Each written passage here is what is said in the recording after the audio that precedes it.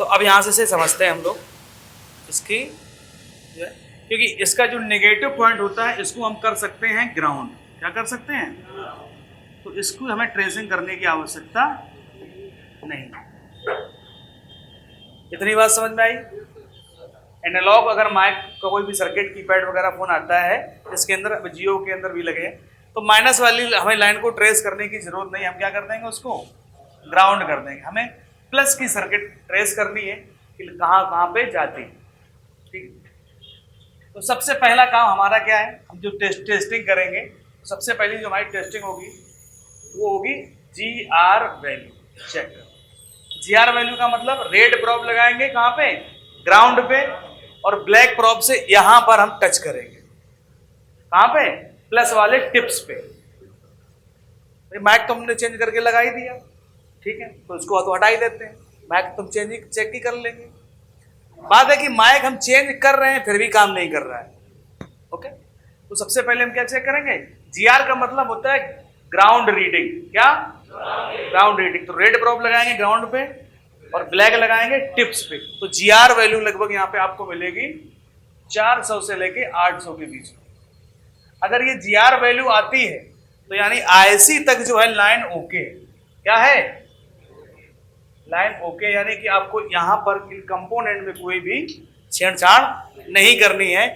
या तो problem mic से है या फिर प्रॉब्लम कहाँ से है? IC से। इसकी जो लाइन है वो ओके। इतनी बात समझ में आई?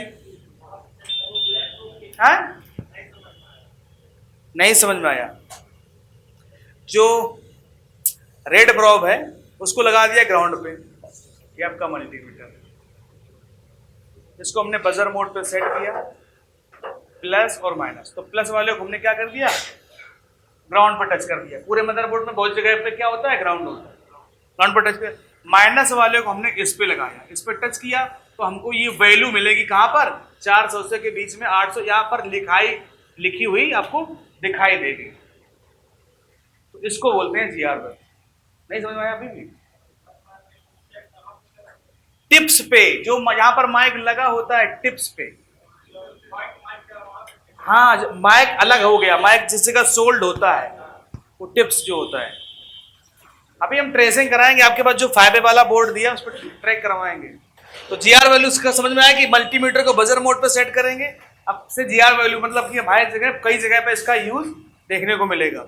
तो इससे हमें एक आइडिया मिल जाता है कि हमारी IC क्या है, IC तक हमारी लाइन क्या है, ओके। या तो माइक खराब है या फिर IC से ही प्रॉब्लम है। ठीक है, तो GR वैल्यू इस तरीके से चेक करना है। तो GR वैल्यू आ रही तो यानी कि ये लाइन ओके है, समझिए पहले। और GR वैल्यू ना आए तो क्या है? ये रीडिंग ना आए, GR वैल्यू ना आए, अभी लिखना कुछ नहीं, हम लिखाएंगे सब। तो सीरीज कंपोनेंट चेक करेंगे।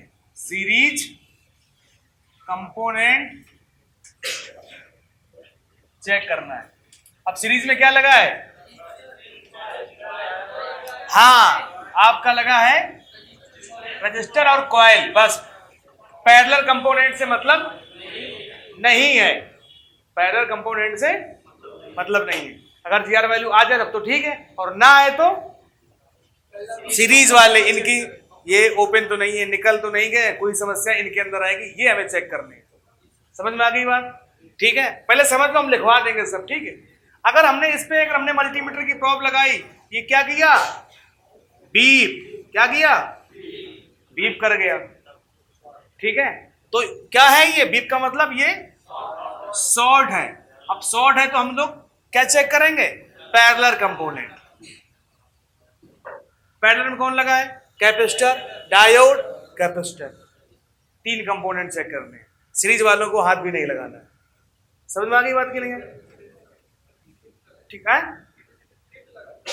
कौन वाला है? ये पैरेलल में, ठीक है, इसको चेक करने की जरूरत नहीं है। ये दोनों के बीच में लगा है, इसको चेक करने की जरूरत, हमें ये चेक करना है जो ग्राउंड के साथ में कनेक्टेड है। ये ग्राउंड के साथ में कहां कनेक्टेड है? तो समझ में आई पहले बात? अगर वैल्यू ना आए तो सीरीज चेक करना, बीप करे तो पैरेलल कंपोनेंट चेक करना। कितनी बात समझ में आ गई? इसके बाद एक तो ये तरीका हो गया। इसके बाद जो माइक है, माइक पे हमेशा एक्टिव वोल्टेज आता है। कैसा आता है? Active voltage 1.8 voltage.